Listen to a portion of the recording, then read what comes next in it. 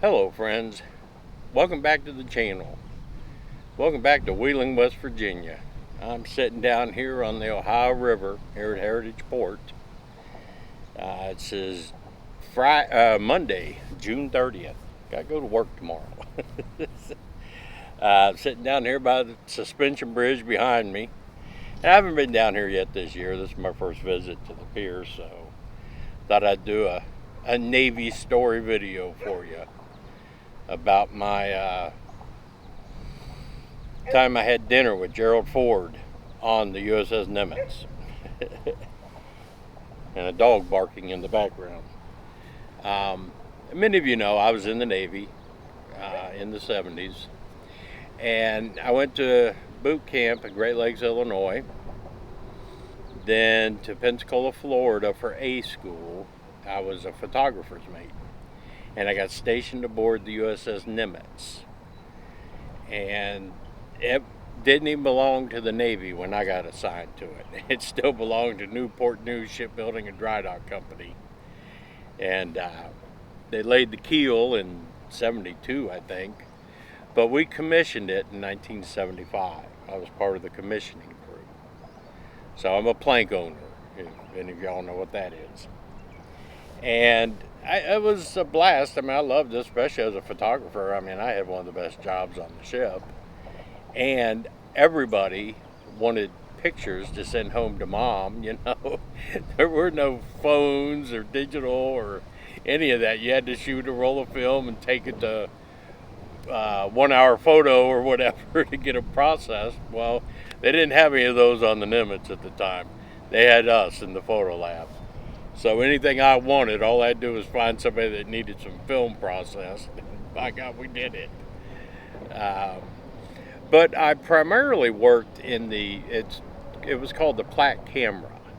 And it was like in the island structure, 4 or 5 levels up, 4 or 5 decks up in the island structure.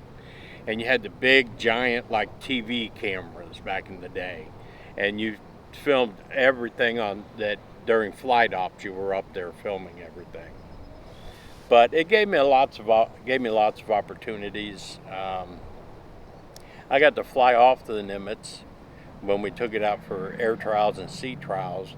I got to sit in the back of an F-14 Tomcat and fly off the Nimitz, take a bunch of pictures, and land back on the Nimitz. Scariest thing I ever did in my life. Much respect for those naval aviators that launch and land on aircraft carriers.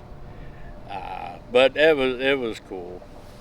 So I wound up for some reason being the captain's favorite photographer. So I got all the good assignments, you know, because he wanted me there for all of his photo opportunities, you know.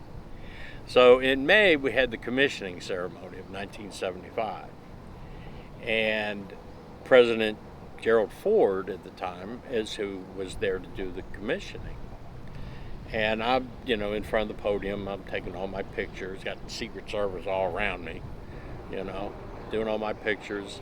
Then after the ceremony, I mean, there was 20,000 guests there and people there for the commissioning. I mean, a nuclear-powered aircraft carrier. It was the first of its kind, and it became the Nimitz-class carriers. So after the commissioning ceremonies, there was a dinner in the captain's mess, his own private dining room, and with the dignitaries there. You had the president, the secretary of defense, the secretary of the Navy, all these commanders, you know, Atlantic Fleet commanders.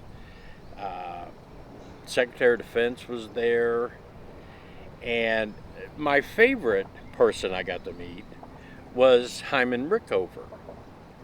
He was an admiral, the longest active duty member in the military's history. Hyman Rickover was. And he was known as the father of the nuclear navy. So he got to be there for the commissioning ceremony. Admiral Nimitz's daughter, I got to meet her. Elmo Zumwalt Jr. was there. I got to meet him. I got to meet all of them. But we were in the dining room, I'm jumping ahead of myself. I'm standing over in the corner, at parade rest. I have my camera to do whatever the captain tells me to do, whichever photographs. And I'm standing there, and Elmo Zumwalt's wife was supposed to attend. And for some reason, I don't know, she wasn't there. And I'm standing there, there's that empty seat. The president looks over at me, right? And says, Sailor, why don't you join us for dinner? Right? I'm like, okay. I didn't know what to do. I looked at my captain, right? My captain said, the president ordered you to sit down, Waller. I suggest you take a seat. And I'm, yes, sir. So I sit down. I'm 3 people away from the president of the United States. It was amazing. And I'm one of those people, I have never been intimidated by my surroundings or by anybody, regardless of their stature or whatever. Nothing like that intimidates me. I just jump right into conversations.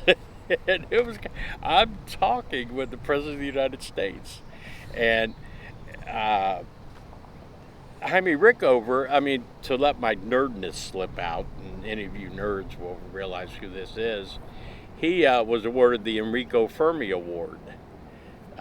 So look up Enrico Fermi if you don't know who that is. That'll be your job today. But yeah, it was really cool. We had dinner. We talked for probably 25, 30 minutes. They asked me questions, and I answered questions. I asked questions. We were just like normal people. It was really unbelievable.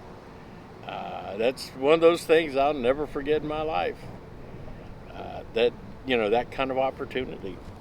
Y'all know who John Boehner is. He was Speaker of the House, and I thought for a long time in the 80s and early 90s they were grooming him for a presidential run.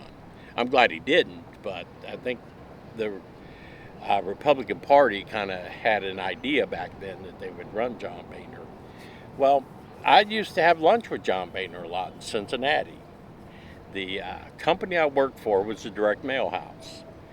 We did a lot of mailings for both parties during elections, political mailings. Republican National Committee, Democratic National Committee. I met the heads of those. And anytime they were in town, anybody was in town like that, we would go to Skyline Chili for lunch. And John Boehner went a lot. Now, the company I worked for was owned by 2 brothers, Tom and Bob. Well, Bob lived up in Westchester, Ohio, and was a member of the Westchester Country Club, and was a neighbor of John Boehner. So that's why, we would get to sit with John Boehner a lot of times. And again, I'm not intimidated in the least by who these people are. We're just writing conference. I used to argue with them, because they're all loaded with money and, influential people. I'm just a regular person. But I got to put my say in anytime I felt like it. And Tom, always made sure I got to go to events like that because he liked me being there. He liked, having me around because I wasn't afraid of him. I was not. I think my success in life and in the companies I worked for, I have to attribute. I was never a yes man. I said whatever I thought was right. And if I disagreed with the decision that, one of the owners made, I let them know. I disagree. And that's how I moved up in the company and got advancements. I let them know exactly how I thought they were wrong in what they wanted.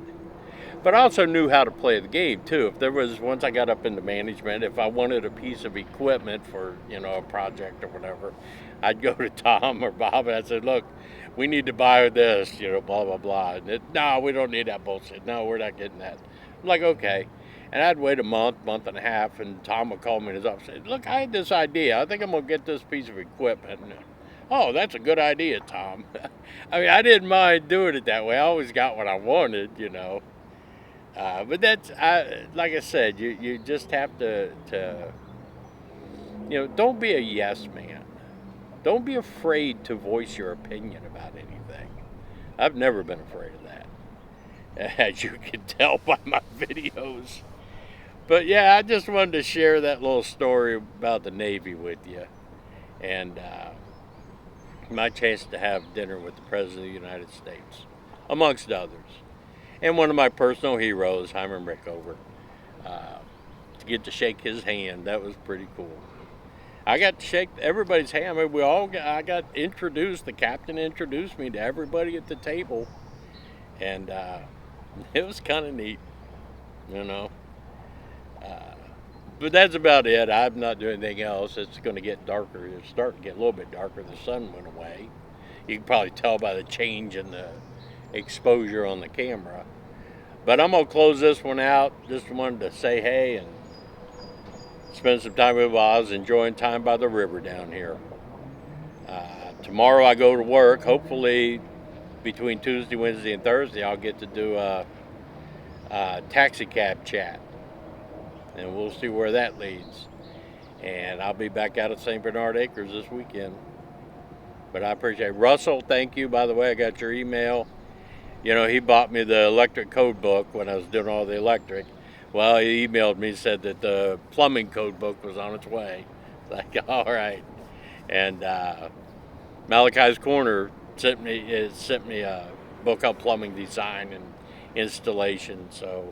And those are important things to have for SHTF. You need all the literature you can get, because if SHTF happens, I can't Google how to fix anything. I have to look it up in a book.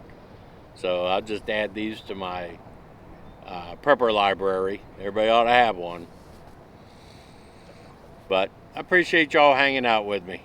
Remember to like, share, comment, do whatever you have to do. Get me more subscribers. I'll talk to y'all later. Peace out.